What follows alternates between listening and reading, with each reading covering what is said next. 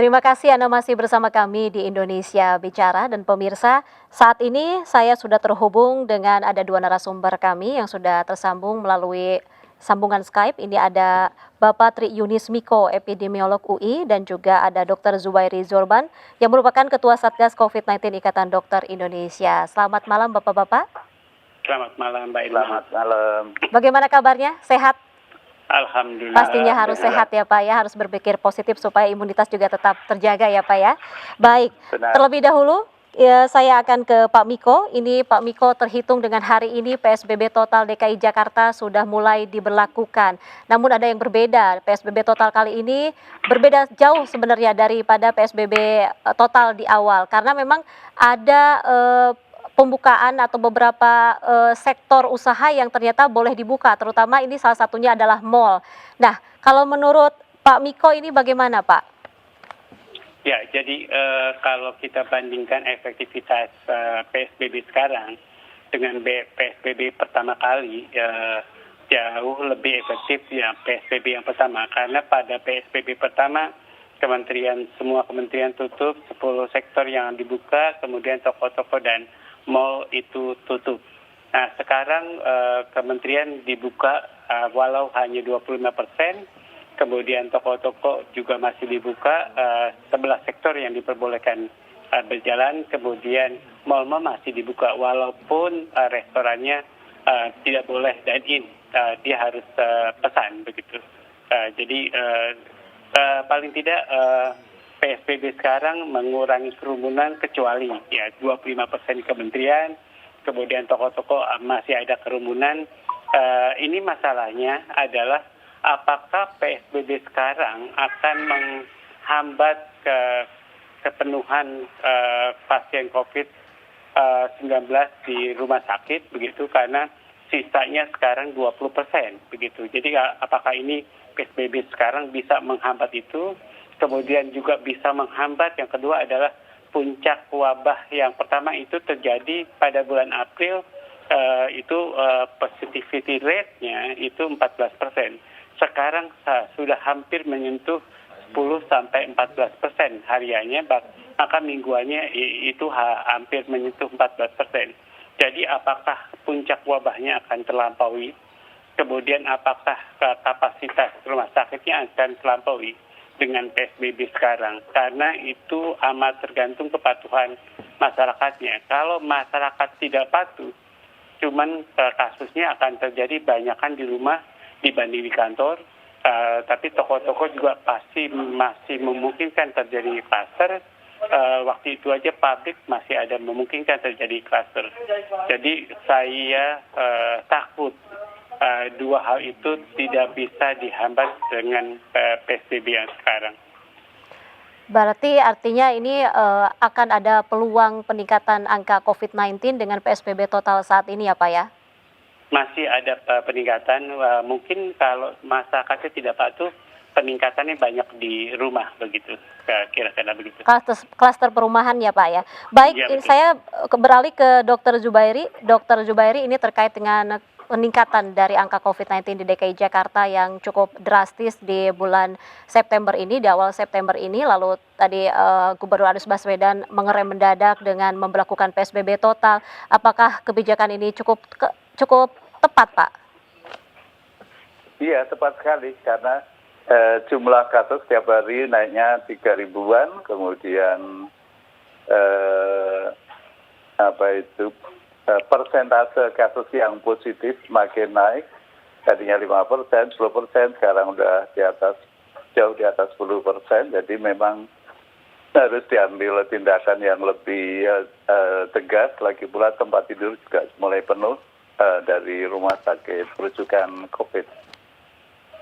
Baik, dokter, ini terkait dengan PSBB total kali ini, tadi sempat saya singgung juga dengan Pak Miko, ini memang berbeda dari PSBB pertama begitu. Ada beberapa sektor yang tadinya kalau di PSBB total pertama ini tidak boleh dibuka, sekarang boleh dibuka seperti mal, perkantoran, walaupun dengan kapasitas yang memang dibatasi begitu. Namun kan ada beberapa klaster, termasuk klaster dari perkantoran. Nah, menurut Pak Zubairi ini bagaimana? Iya, ini sebetulnya tanggung ya, cuman ya Saya kira keputusannya kan bukan keputusan satu orang, kelihatannya setelah tawar-menawar dialog gitu ya, sehingga ambil keputusannya sebagian memberi peluang kepada aktivitas ekonomi dalam hal ini mall sama pasar sama ojek masih boleh sekarang. Baik, Dr. Zubairi, ini terkait dengan tenaga kesehatan yang ada di DKI Jakarta ini saat ini bagaimana? Mengingat memang tadi angka COVID-19-nya cukup tinggi begitu, apakah memang masih bisa memenuhi atau melayani pasien COVID-19? Yang ditanyakan mengenai rumah sakit ya, Mas, apakah masih mampu? Iya, masih mampu, masih. Sekarang ini apalagi kan pemerintah DKI udah menambah 13 rumah sakit umum daerah menjadi rumah sakit untuk khusus rujukan dan menambahkan lebih dari 1.000 nakes bantuan untuk rumah sakit COVID. Baik, Dr. Zubairi, ini terkait dengan ruang isolasi yang memang terbatas, termasuk dengan ruang kamar ICU juga yang memang sudah mulai menipis dan dikhawatirkan ini akan habis bulan September ini. Apa upaya yang harusnya dilakukan Pemprov DKI Jakarta terkait dengan ruang isolasi ini? Iya, kalau melihat tren kenaikan jumlah kasus, memang wajib untuk diantisipasi. Karena hari demi hari, apalagi kalau kita perhitungkan kan nggak boleh juga hanya menghitung untuk hari ini, untuk 1 bulan lagi itu sudah harus ditambah lagi fasilitas untuk ruang rawat khusus dan juga untuk ICU dan juga untuk jumlah ventilator. Baik, ini ada wacana Pemprov DKI Jakarta akan menggunakan hotel bintang 2 dan bintang 3 untuk kamar isolasi terkait dengan pasien tanpa gejala. Kalau menurut dokter, apakah ini memang cukup efektif dengan keputusan dari Pemprov DKI Jakarta mengisolasi orang tanpa gejala seperti itu, dokter? Iya, kalau kan alasannya sudah didapatkan data bahwa yang kita minta untuk karantina mandiri itu ternyata banyak dilanggar. Karantina mandiri hanya beberapa hari, kemudian pergi keluar rumah kemana, nah itu akan menjadi sumber penularan. Dan kalau kita ingin memotong penularan, memang semua upaya harusnya dilaksanakan dengan ketat, dengan serius. Salah satunya adalah karantina mandiri, ya jangan di rumah namun di fasilitas pemerintah. Baik, saya ke Pak Miko kembali. Pak Miko, ini terkait dengan tadi pasien tanpa gejala atau OTG ini, memang pemerintah Provinsi DKI Jakarta memutuskan melarang OTG ini untuk melakukan isolasi mandiri. Apakah keputusan dari Pemprov DKI Jakarta ini cukup ketat karena mengingat ketersediaan ruang isolasi yang memang minim begitu dan hampir habis begitu? Ya, jadi kasus ringan dan OTG bisa dirawat di rumah kalau rumahnya memenuhi syarat. Kalau keluarganya juga siap dan tahu bagaimana cara menghindari infeksi dan masyarakatnya juga tahu. Jadi itu syarat kalau isolasi di rumah. Kalau itu tidak memenuhi syarat, ya harusnya pemerintah ambil alih begitu. Jadi pemerintah DKI sudah tepat untuk mengambil alih pada kasus-kasus ringan dan OTG yang tidak bisa dirawat di rumah begitu. Maka harusnya dia diisolasi di fasilitas pemerintah. Fasilitas pemerintah yang disediakan adalah fasilitas gelanggang olahraga, kemudian hotel, semua disediakan. Mungkin hotel bisa bayar sendiri atau dibayarkan oleh pemerintah begitu. Tapi kalau gelanggang olahraga pasti digratiskan. Ini akan mencegah penularan yang ke keluarga atau ke masyarakat seperti kasus-kasus lainnya begitu. Nah, kedua selain isolasi mandiri, masih ada yang perlu diperhatikan, yaitu karantina suspeknya atau kontak yang erat sebaiknya dikarantina juga begitu atau diisolasi juga. Tapi karena belum kasus namanya karantina. kontak erat ini perlu dikarantina di rumahnya atau di mengkarantina diri sendiri. Maka perlu himbauan kepada yang sudah kontak dengan kasus, sebaiknya melakukan isolasi atau karantina mandiri. Selain itu lebih aman dibanding isolasi kasus karena belum positif. Kalau dia positif, seharusnya diisolasi. Kira-kira begitu, Mbak. Baik, kita kembali ke Dr. Zubairi. Dokter, ini terkait dengan testing yang dilakukan oleh Pemprov DKI Jakarta yang memang cukup tinggi, bahkan dikatakan ini 4 kali lipat dari rekomendasi WHO. Tentunya memang bisa dimungkinkan saja ini pasien OTG ini bisa lebih banyak dan bisa mengisi ruang isolasi ini mungkin sangat banyak sekali, dan ini tentu saja dibutuhkan tenaga kesehatan. Nah, bagaimana dengan tenaga kesehatan yang ada di DKI Jakarta? Apakah sudah siap untuk menampung hal ini? Kalau pasien tanpa gejala, kan tadi katanya mau ditampung di Hotel Bintang 2. Tanpa gejala tidak perlu diobati, jadi tidak diperlukan dokter di sana. Jadi tapi tetap harus ada pemantauan atau bagaimana nanti pelaksanaannya, Pak Dokter?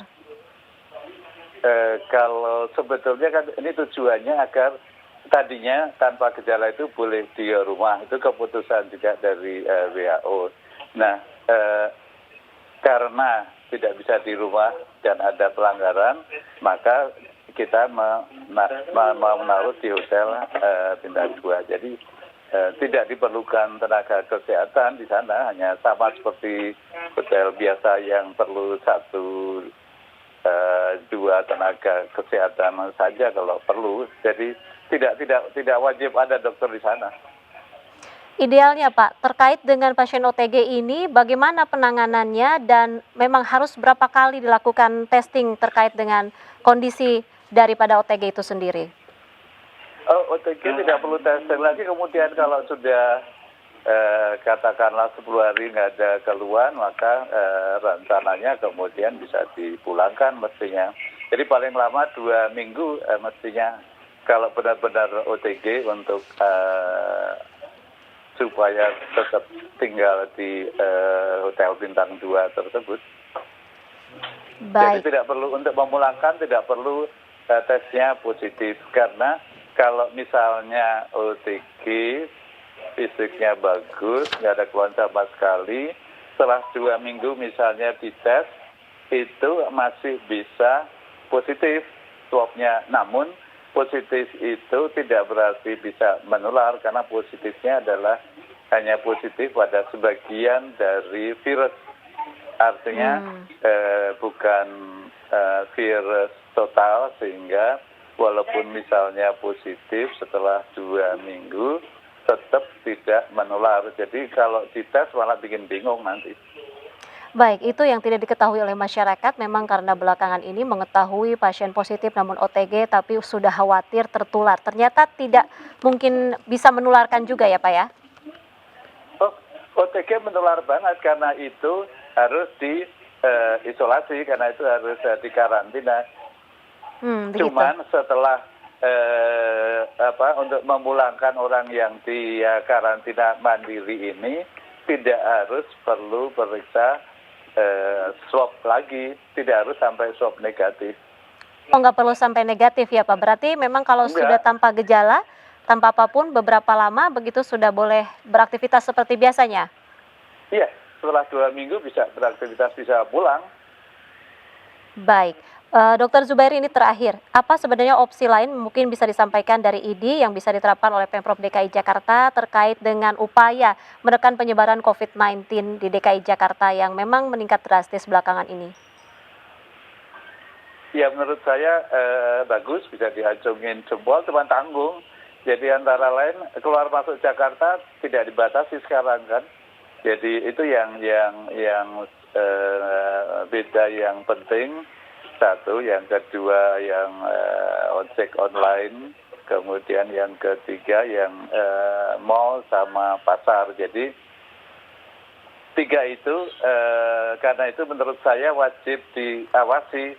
Jadi didisiplinkan 3 komponen yang kali ini tidak diberlakukan. Artinya benar-benar pasar dan mall itu dijaga kalau memang aturannya sekian persen, ya harus sekian persen. Kemudian kantor swasta yang katanya sekarang boleh buka tapi 25% pegawai ya harus benar-benar.